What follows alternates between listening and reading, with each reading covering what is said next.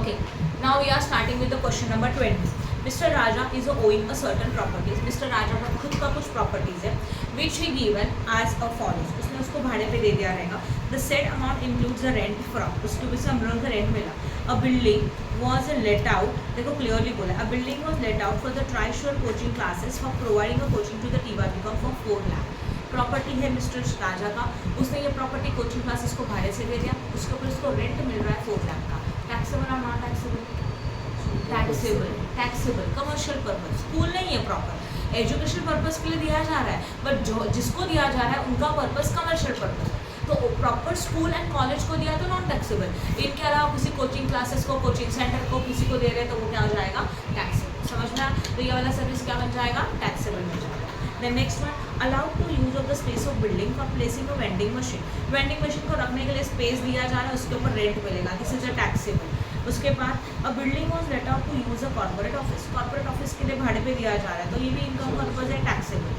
House rent let out to the individual for the residential purpose. आएगा क्या? No. Residential purpose के लिए property को रेंट पे दे दिया, रेंट मिला तो यहाँ पे नहीं आता वो, तो ये सर्विस मतलब ये चाहता है income from other source, direct taxes में. याद आ रहा है, उसका सेपरेट चैप्टर है, तो ये जीएसटी के अंदर नहीं आएगा, तो यहाँ पे आएगा ये non taxable. Then vacant land use for the animal husbandry. Animal husbandry का मीनिंग क्लियर है, ऑब्वियसली एनिमल हस्बेंड्री के लिए प्लॉट दे दिया, वहाँ पे ऊपर एनिमल हस्बेंड्री का बिजनेस चल रहा है, तो this is also non taxable. Right है. Then a building was let out to the Vidya Prasarak school. School को भाड़े पे दे दिया तो नॉन टैक्सेबल, तो यहाँ पे लिखा जाएगा नॉन टैक्सेबल. जिनको नॉन टैक्सेबल है उनको एंटी लिख के रखो तो और क्लियर हो जाएगा. A hall was let out for the religious purpose. General public, हम लोगों ने, हमारे पास हॉल था, उसको लेट आउट किया जनरल पब्लिक को रिलीजियस पर्पज के लिए. 6 lakhs out of which 3 lakh was received as in case where rent of the per day is 8,000. देखो क्या बोला गया, 6 लाख का रेंट मिला, उसमें से 3 लाख का रेंट है, जहाँ पे हमारा रेंट पर डे का 8,000. मतलब ध्यान दो, टोटल रेंट हम लोगों को कितना मिला? 6 lakhs मिला. उसमें से 3 लाख का रेंट ऐसा है जिनका चार्ज 8,000 पर डे है. क्या लगता है आपको, टैक्सेबल कि नॉन टैक्सेबल? टैक्सेबल. 1000 से ज़्यादा रहेगा तो क्या हो जाएगा? टैक्सेबल. ये तो 1000 से ज़्यादा है ना, तो यह क्या बन जाएगा? टैक्सेबल बन जाएगा. सही है, समझा? हाँ, डिवाइड हो जाएगा, तो 6 में से ओनली 3 टैक्सेबल, बाकी का नॉन टैक्सेबल. समझ में आया? क्योंकि उन्होंने ये बोला कि इस 6 लाख में से 3 लाख ऐसा है कि जिसका रेंट पर डे 8,000 से ज़्यादा है, इसके लिए सिर्फ 3 लाख टैक्सेबल, बाकी का 3 लाख नहीं. बराबर है, समझा? Next one, a building was let out to the RBI for the 11 lakh. RBI को बिल्डिंग भाड़े पे दे दे, ऑब्वियसली कमर्शियल पर्पज है, taxable. And land use for the exhibition, this is also taxable. Clear हो रहा है? अच्छा, आगे क्या बोला है? Compute the amount of the goods and service tax payable to mister Raja assuming that rent is exclusive of the GST in such a case. हम लोगों को ने ये भी बोला है कि फाइंड आउट करो what is your GST, make suitable assumptions and application rate for the GST is 18%. GST का रेट कितना परसेंट है? 18%. सही है ना? तो जीएसटी का रेट हमारे पास अवेलेबल है 18%. अभी पिछले क्वेश्चन में क्या था, जस्ट ये बोला था कि find out the services is taxable और नॉन टैक्सेबल. इस क्वेश्चन में उन्होंने बोला है कि टैक्सेबल नॉन टैक्सेबल तो डिसाइड करना ही है, उसी के साथ देख सकते हैं find out the what? GST. तो जीएसटी भी कैलकुलेट करना पड़ेगा, जहाँ पे जीएसटी का रेट 18% है. अभी जीएसटी को करने से पहले ना कुछ रूल्स समझो. देखो होता क्या है ना, अभी इन्होंने रेट कितना दे के रखा है? 18%. जीएसटी जब चार्ज होता है ना, तो वहाँ पे 2 चीज़ें हैं. एक होता है इंट्रा स्टेट सप्लाई. क्या बोलते हैं इसको? Intra state supply. बराबर ना? इंट्रा स्टेट सप्लाई का मतलब क्या होता है? Supply with in the state. क्या बोला जाता है? Supply is with in the state, उसको बोलते हैं इंट्रा स्टेट. और दूसरा सप्लाई होता है इंटर स्टेट सप्लाई. कौन सा सप्लाई रहेगा? Inter state supply. इसका मतलब होता है हम लोग जो भी सप्लाई कर रहे हैं वो outside the state. 2 supplies clear हो गया सबको? इसको याद कैसे रहेंगे, मैंने आपको इससे पहले ही बताया था. इंटर स्कूल कॉम्पिटिशन, वर्डिंग याद आ रहा है? Inter school competition means what? एक स्कूल का दूसरे स्कूल के साथ, है ना? तो वैसे ही जब ये इंटर स्टेट आएगा तो एक स्टेट का अनदर स्टेट के साथ, सेकंड स्टेट के साथ जब डीलिंग होता है तो उसको इंटर स्टेट बोला जाता है. बराबर है? और जब भी हम लोग बोलते हैं कि इंट्रा स्टेट है, मतलब विद इन द स्टेट है. बराबर है? तो विद इन द स्टेट रहेगा तो जीएसटी कैलकुलेट करते 2 चीज़ें आती है, एक CGST as well as SGST. समझना मैंने क्या लिखा वो? सीजीएसटी का फुल फॉर्म होता है central goods and service tax, and SGST का मीनिंग होता है state goods and service tax. बराबर है? ओके. तो जब भी हम लोग इंट्रा स्टेट सप्लाई करेंगे, मतलब विद इन द स्टेट करेंगे, तो जितना भी जीएसटी रहेगा उसका हाफ जाएगा सेंटर को, हाफ जाएगा स्टेट, बराबर है। बट जब आईजीएसटी रहेगा, अब इंटर स्टेट के टाइम पे क्या होता है, सीधा आईजीएसटी, तो जो भी रेट है वो पूरा का पूरा डायरेक्टली सेंटर को जाता है, इसका डिवीजन नहीं होता। अभी इस क्वेश्चन में ऐसा कुछ बोला है क्या, बोला है कि आउटसाइड द स्टेट है कि विद इन द स्टेट है, कुछ नहीं बोला है। तो assume that this is the word with in the state, बराबर है। तो जब भी हम लोग इसके सम्स को सॉल्व करेंगे, उन्होंने बोला है जीएसटी कैलकुलेट करो, बोला है कि नहीं, और जीएसटी का रेट कितना लेके रखा है, 18%। तो कॉलम्स कैसे आएंगे, particulars as well as what amount, बराबर है। जो टैक्सेबल है वो सर्विसेज यहाँ लिखा जाएगा। फर्स्ट सर्विस टैक्सेबल रहेगा तो अमाउंट यहाँ पे, सेकेंड सर्विस टैक्सेबल रहेगा तो यहाँ पे, थर्ड सर्विस हमने नॉन टैक्सेबल है तो नॉन टैक्सेबल करके अमाउंट नहीं लिखा जाएगा, समझ में आ रहा है। और एंड में सबका किया जाएगा टोटल, तो इसको बोला जाएगा टोटल वैल्यू ऑफ सप्लाई, क्या बोला जाएगा, total value of what supply. और टोटल वैल्यू ऑफ सप्लाई हम लोगों का आया था कितना, 44 lakhs।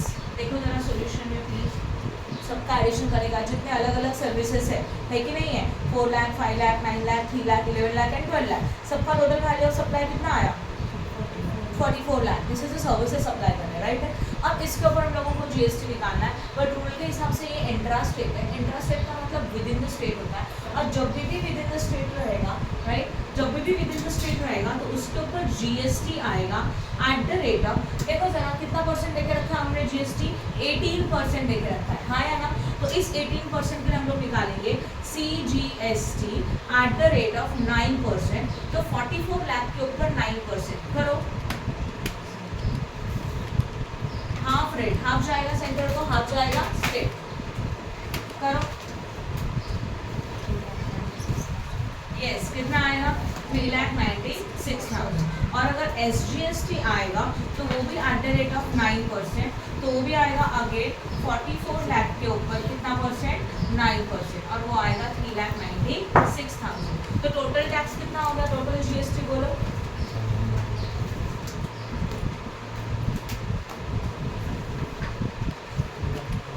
कितना, यस 7,92,000। किसी को कोई डाउट है इसमें, समझा कैलकुलेशंस कैसे करने का है पक्का। तो इसके आगे जब बोला रहेगा टैक्स कैलकुलेट करोगे तो आप कर सकते हैं, जो भी टोटल वैल्यू आएगा उसके ऊपर जो रेट दिया रहेगा उसका हम लोग हाफ ऑफ करेंगे, बराबर है। और कुछ नहीं बोला रहेगा मतलब वो इंट्रा स्टेट ही है, विद इन द स्टेट ही रहेगा, हम लोग आईजीएसटी डायरेक्टली चार्ज नहीं करेंगे जब तक वो लोग नहीं बोलते तब। क्लियर है, Ravi owns a hotel and immovable properties engage in the renting the same, मतलब क्या मिस्टर रवि इंक्लूड है या तो इन्वॉल्व है जहाँ पे वो अपनी प्रॉपर्टीज़ को और खुद के होटल्स को रेंट पे दे रहा है, तो अपनी सर्विसेज प्रोवाइड कर रहा है। तो इसमें से कौन सी सर्विसेज टैक्सेबल है, कौन सी नहीं है। Deluxe hotel rooms are let out to declare tariff of 1,200 per room per day and number of days for which let out for 200, total rooms are 10। एकदम सिंपल है, कैलकुलेशन करने का जरूरत है क्या, हाँ जरूरत है। क्यों जरूरत है बताओ, सबसे पहले रेंट बताओ, कितना रेंट है पर डे का, तो टैक्सेबल है कि नॉन टैक्सेबल है, ऑब्वियसली टैक्सेबल है, बराबर ना। और अगर जब टैक्सेबल है तो क्या अमाउंट चाहिए, तो कैसे करेंगे, 1,200 इंटू 200, और रूम कितने हैं 10, तो सबका मल्टीप्लिकेशन करके आपको रेंट मिल जाएगा। करके देखो, 1,200 rent for per day, how many days are there, 200, ऐसे कितने रूम्स हमारे पास अवेलेबल है, 10 रूम्स अवेलेबल है, तो मल्टीप्लाइड बाय व्हाट 10। समझा कि नहीं समझा। देन नॉन किया 24 lakh, yes. Normal room let out at a declare tariff of 900 पर रूम डे, नॉर्मल रूम है जिसका रेंट कितने का है, 900 पर डे है, and actual room rent charge is 700 per day, total amount is 5,500,000। अच्छा, पहले हम लोगों ने रेंट डिसाइड किया था 900 पर रूम का, अब हम लोगों ने उसको एक्चुअल में कितना चार्ज किया, 700,000 से कम है, तो क्या हो जाएगा, नॉन टैक्सेबल। क्लियर हो रहा है। तो अभी रेंट वाला कंसेप्ट समझ में आ रहा है सबको, हमारे पास प्रॉपर्टीज है, रेंट है जिसको हम लोग भाड़े पे दे रहे हैं, तो कौन कौन से पॉइंट्स नॉन टैक्सेबल है, कौन से टैक्सेबल है, कौन कौन से कॉमनली नॉन टैक्सेबल होते हैं। रेजिडेंशियल पर्पज के लिए हाउस रेंट पे दे दिया, नॉन टैक्सेबल, बराबर है। उसके बाद सेकेंड वन, हाउ रेंट जो भी है होटल रूम्स का या तो हॉल्स का 1,000 रुपीज़ से कम है पर डे के लिए, नॉन टैक्सेबल। स्कूल के लिए भाड़े पे दे दिया तो भी क्या हो जाएगा, नॉन टैक्सेबल। एग्रीकल्चर पर्पस के लिए दे रहे हो, नॉन टैक्सेबल।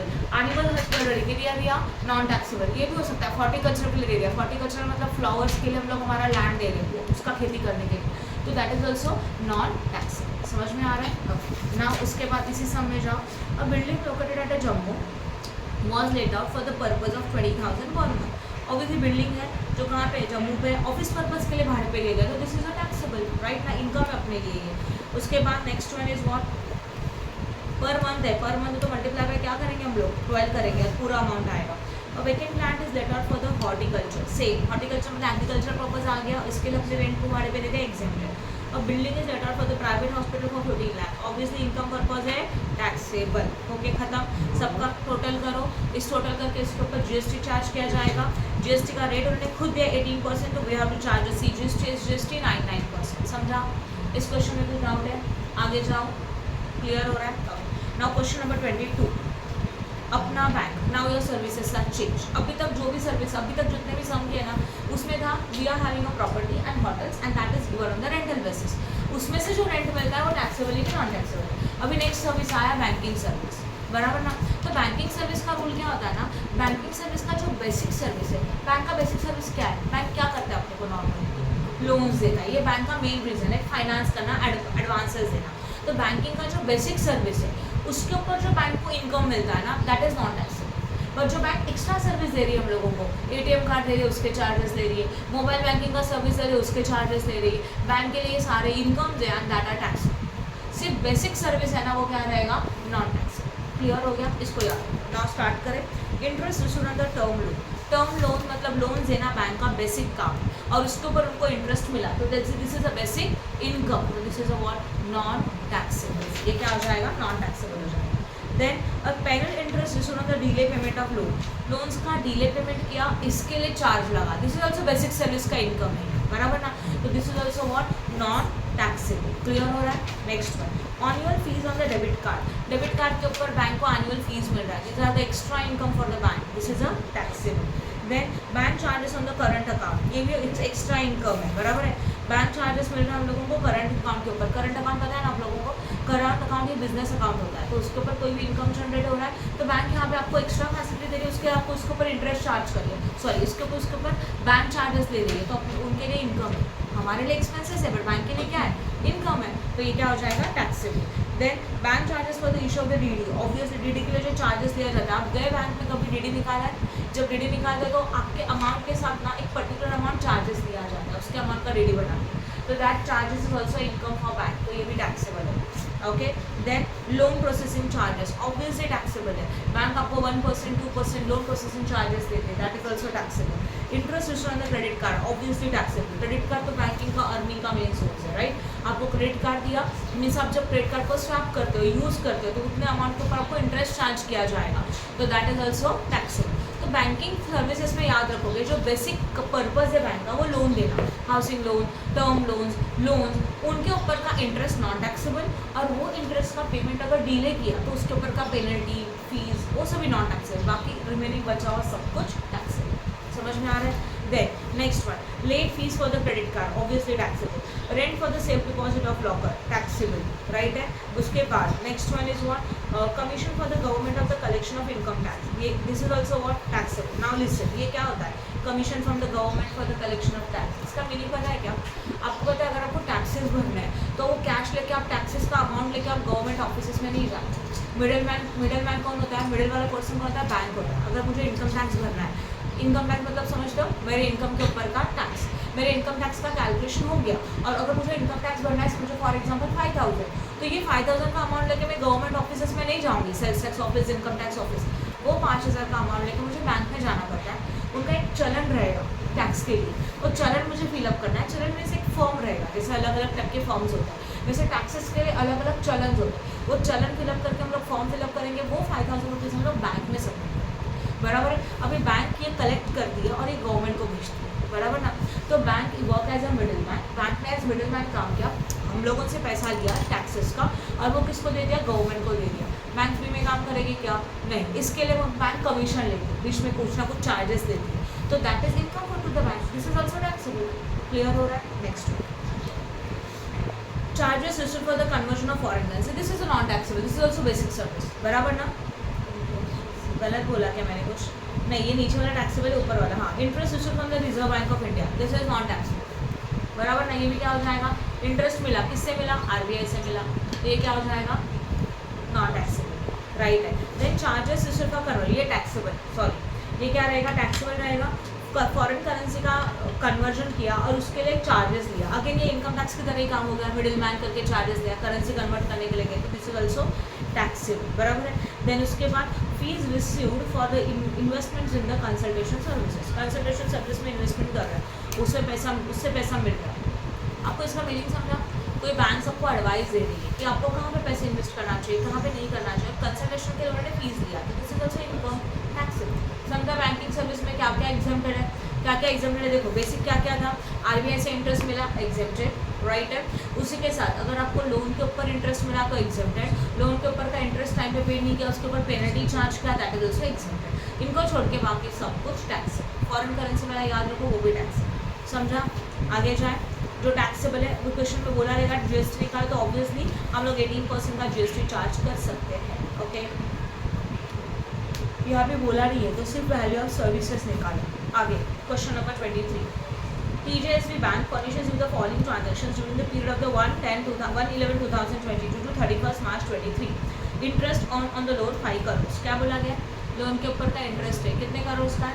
5 करोड़ का, ऑब्वियसली एग्जेम्प्टेड है, हाँ ना, बेसिक सर्विस है। Penal interest charge by delay payment of the loan by the customer, customer ने लोन का इंटरेस्ट टाइम पे नहीं दिया, इसके ऊपर पेनल इंटरेस्ट लगा है, तो ये भी एग्जेम्प्टेड है, एक बेसिक सर्विस है, एग्जेम्प्टेड है। डेबिट कार्ड चार्जेस टैक्सेबल है। Commission on the foreign exchange sold in the Lakshmi bank taxable रहेगा, येस और नो। उसके बाद डेबिट क्रेडिट चार्ज हो गया। Commission from the government towards the collection of taxes taxable. Commission charge to the 20% of the preparation of the DD, obviously taxable 20 lakh का। Charge for the late payment of the dues of the credit card outstanding, this is also taxable. Sale and the purchase of the forward contract, this is a non taxable, ये भी एक याद रखो। अगर हम लोगों ने कुछ फॉरवर्ड कॉन्ट्रैक्ट है उसको सेल किया, forward contract is one type of documents and contract, अगर उसको सेल करें, उसको परचेज कर रहे हैं, तो ये भी क्या हो जाएगा? नॉन टैक्सेबल हो जाएगा, ये याद रखना। This is excluding from services, मतलब ये गुड्स एंड सर्विसेज का डेफिनेशन में आता ही नहीं है, मतलब शेयर्स है, डिवेंचर्स है ना, वो गुड्स एंड सर्विसेज के डेफिनेशन में नहीं आते, इसके उससे रिलेटेड कुछ सर्विसेज का तो वो जीएसटी के अंदर नहीं आता, राइट है, ओके। उसके बाद next one is loan processing fee charge 50 lakhs है, तो this is also taxable. Any doubt in this? समझा?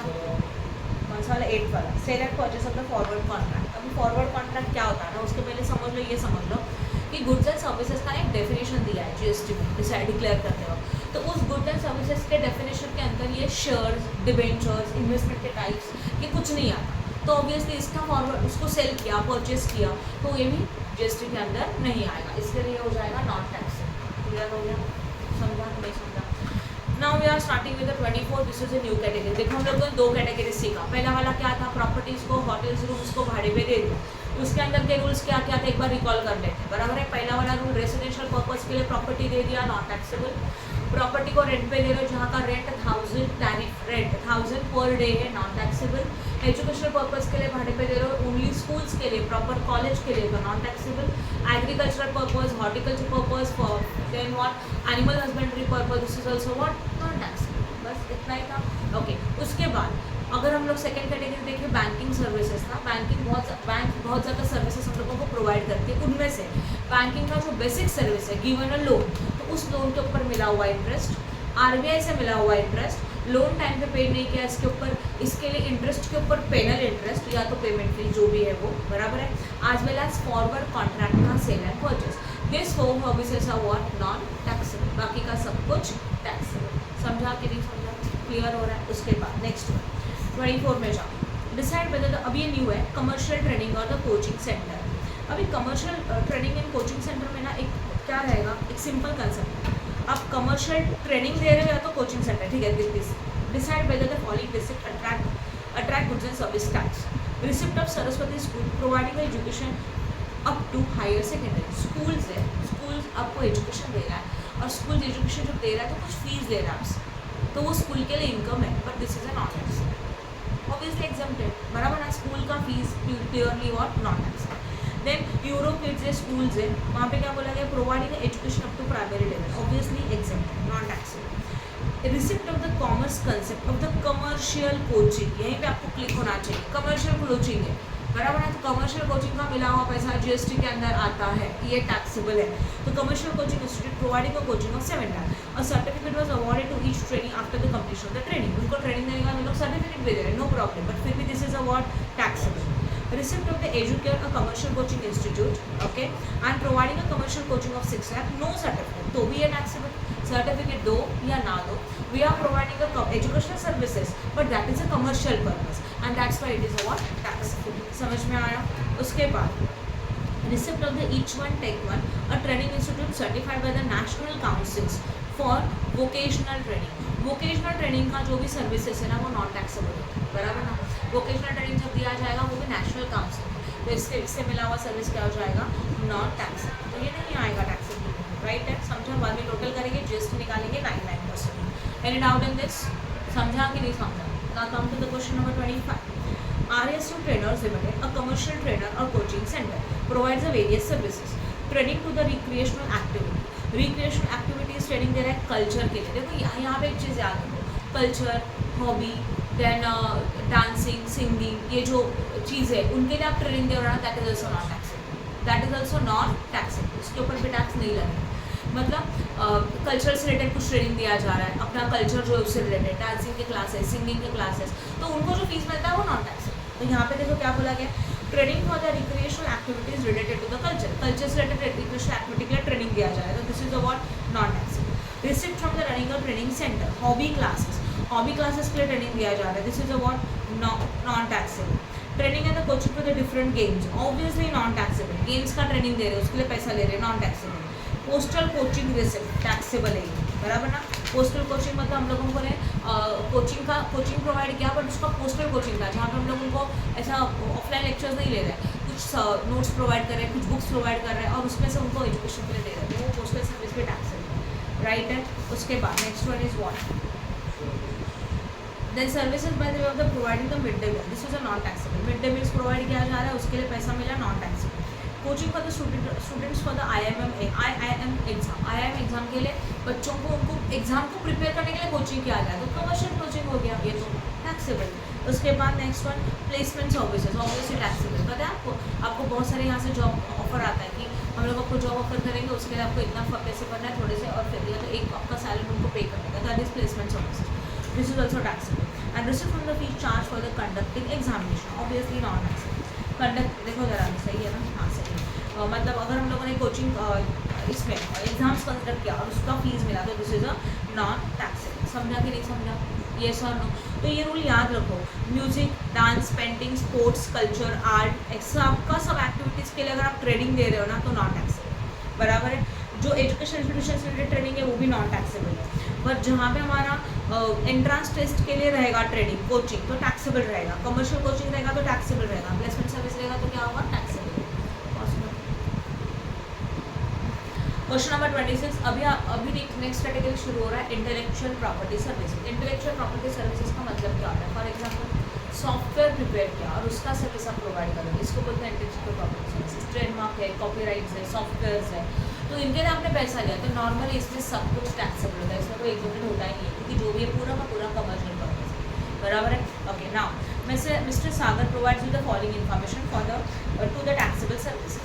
Receipt for permanent transfer of the right of the firm to the Sony Music, obviously taxable. Royalty from the authorship of the book, authorship of the book का royalty ले रहे हैं, taxable.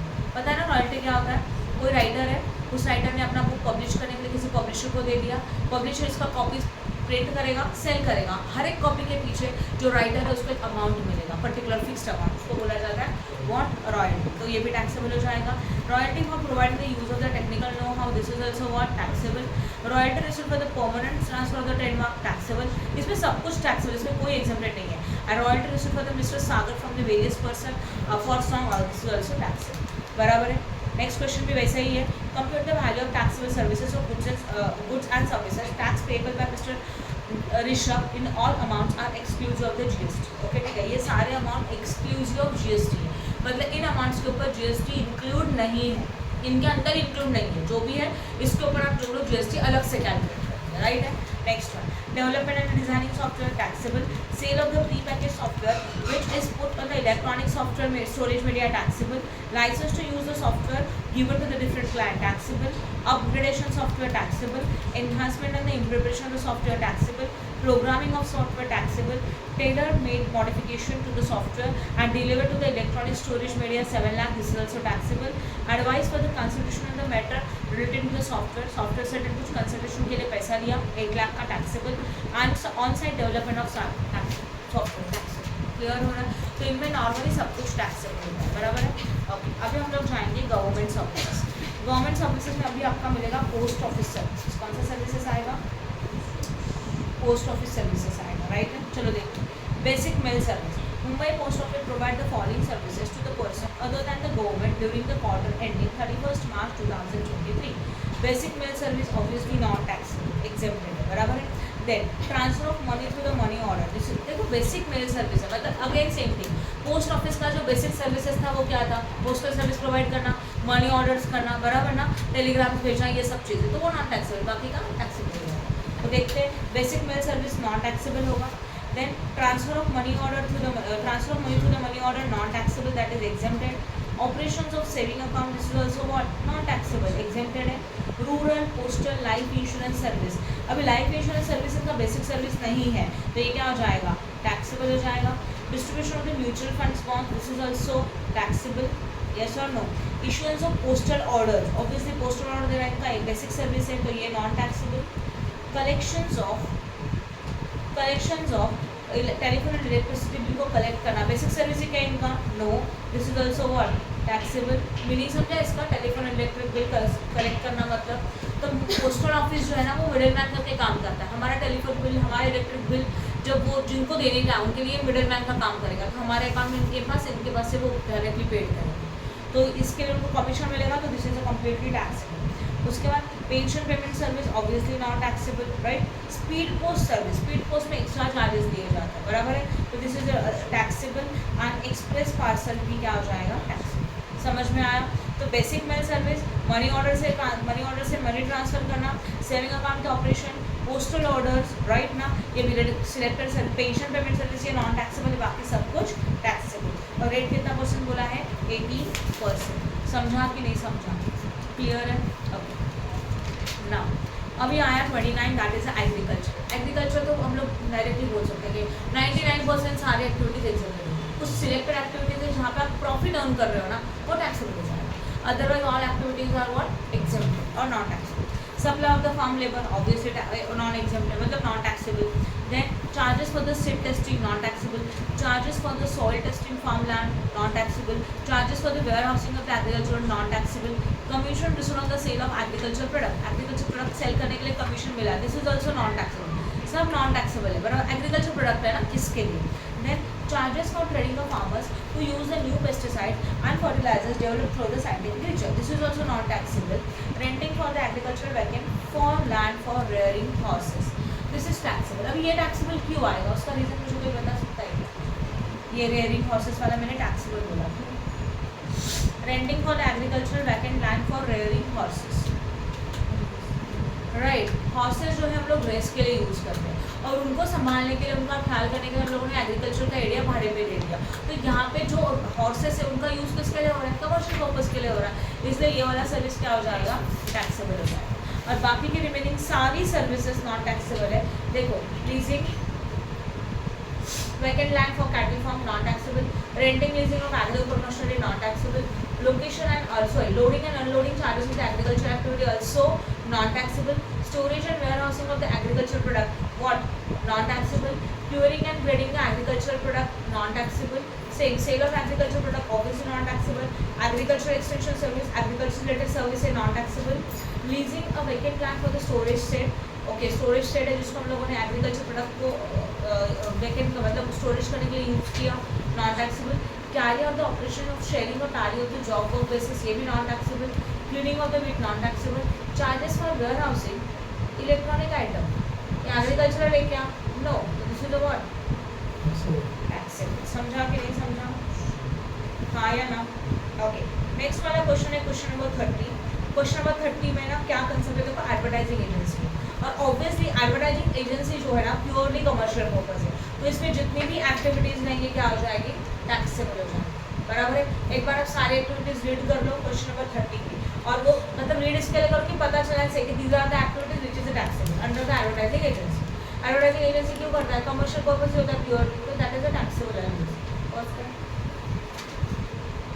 Question number 31, mister optimistic received the following sums exclusive of the 31 ये सारे services taxable है। अभी 31, mister optimistic received the following sums compute the goods and services tax liable assuming GST rate is at 18%. GST का rate कितना percent है? 18%.